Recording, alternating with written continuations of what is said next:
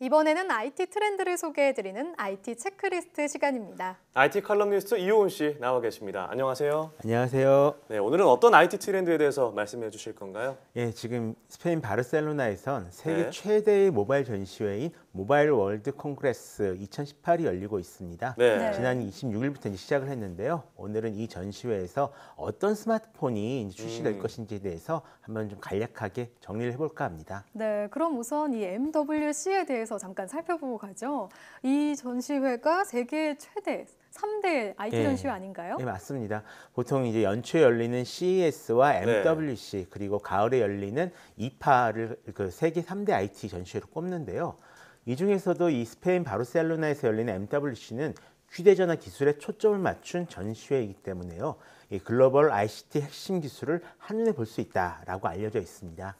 올해는 이 5G 네트워크가 화제가 될 것이다라는 전망이 굉장히 많은데요. 네. 역시 우리들 관심을 사로잡는 것은 스마트 쪽에 훨씬 가깝겠죠. 네, MWC 그러니까 모바일 월드 콩그레스인데요. 삼성전자가 지난해에는 갤럭시 노트 7 사태로 인해서 여기에서 신제품을 출시하지 못하고 추후에 공개했다고 하잖아요. 이번에는 갤럭시 S9을 공개했다면서요? 예, 드디어 돌아왔습니다. MWC로.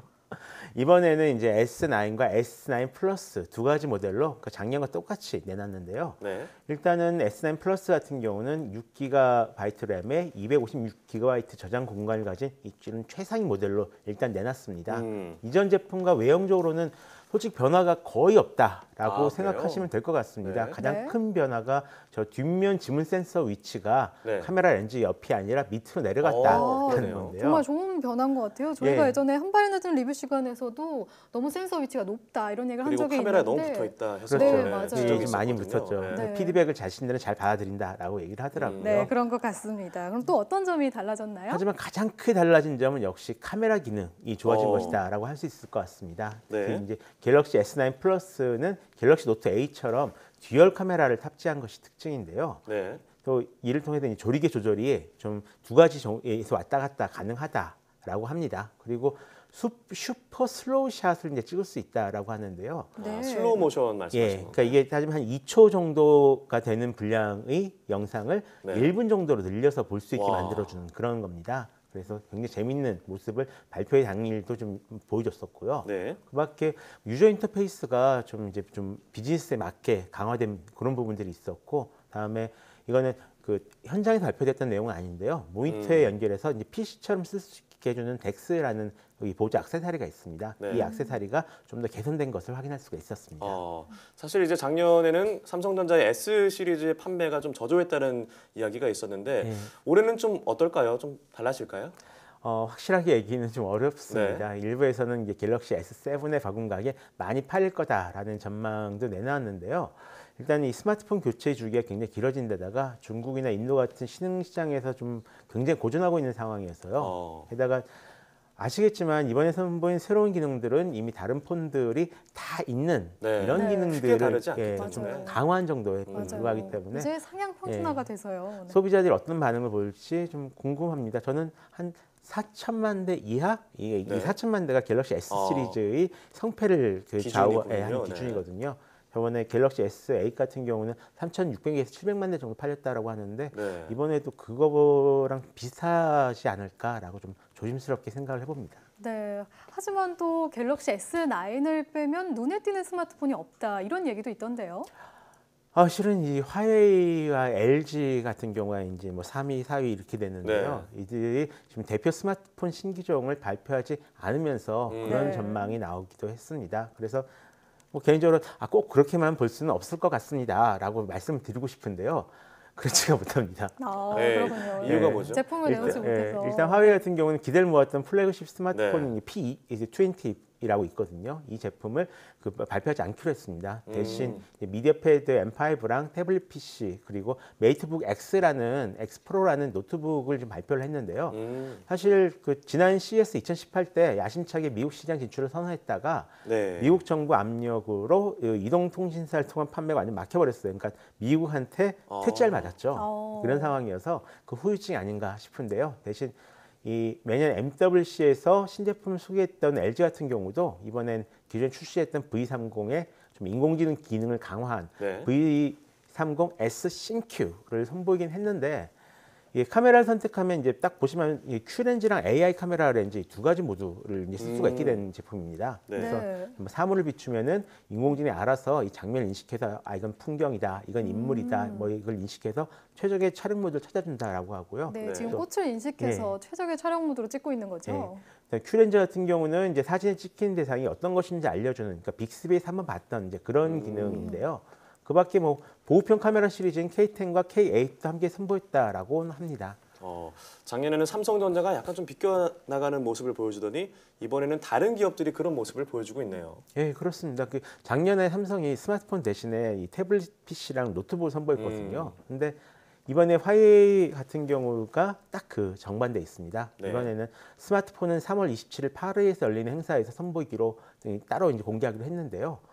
일단은 뭐 이것도 삼성이랑 작년에 보여줬던 모습이랑 똑같죠. 그리고 하지만 이제 새로운 스마트폰을 발표한 업체도 많이 있긴 있습니다. 저희가 관심이 없어서 그렇긴 한데요. 네. 네. 먼저 소니에서는 새로운 플래그십 스마트폰이 엑스페리아 XZ2와 XZ2 컴팩트를 발표를 했습니다. 이 소니 제품 중엔 최초로 3D 공면 유리를 채택한 제품인데요. 네. 이런 점을 제외하면 이제 소니 스마트폰만의 어떤 차별화된 특징이 전혀 보이지는 않고 있는 그런 상황입니다. 네, 그렇군요. 딱히 이제 눈에 띄는 제품이 없다 이런 말씀이신데 그럼 이번 MWC 2018에는 좀 주목할 만한 스마트폰 없을까요? 주목할 만한 스마트폰이라기보다는 최근 부활에 성공하고 있는 노키아에서 이 스마트폰 그러니까 저기 폰 5종을 한꺼번에 지금 내놨습니다. 네. 부활에 성공하고 있다는 말이 농담이 아니고요. 네. 이 작년 4, 4분기를 기준으로 해서 노키아가 소니나 구글, 레노버 같은 회사보다도 더 많은 스마트폰을 팔았습니다. 그래요? 예. 네. 이번에는 피처폰인 노키아 8110 포지랑 이제 노키아 1, 뉴 노키아 6, 노키아 7 플러스, 노키아 8 시로코를 이제 선보였는데요. 맞습니다. 이 중에서 이 노키아 8110 포지는 1996년에 출시된 노키아 8110의 뒤를 잇는 피처폰입니다. 예, 영화 매트릭스에 나와서 한때 매트릭스 폰이라고 좀 불렸던 폰인데요. 이 시대에 무슨 피처폰냐라고 하실 분들 계시겠지만 네. 이 세계 3대 스마트폰 시장 중에 하나인 인도가 있거든요. 네. 근데 이 인도에서는 아직 피처폰 시장이 스마트폰 시장보다 그렇군요. 큽니다. 그리고 노키아는 지금도 이 피처폰 시장에선 세계 1위예요. 그리고 또 노키아 원 같은 경우는 이제 개도국 시장을 위해서 내놓은 구글 안드로이드 고 프로그램이라고 있거든요. 네. 굉장히 저렴한 폰을 이제 공급할 수 있는 프로그램인데 이 프로그램이 파트너 폰으로 나온 거고요. 구글 안드로이드 원 플랫폼이라고 해서 구글의 OS를 직접 업데이트 받을 수 있는 이런 것들과도 이제 호환이 네. 가능하다라고 하고 있습니다. 뭐 다들 그 노키아에서 뭐 피처폰 얘기를 네. 하셨지만 그래도 그 이상을 넘는 제품은 아직 안 나온 것 같은데 조금 특이한 제품도 기대해 볼 수 있을까요?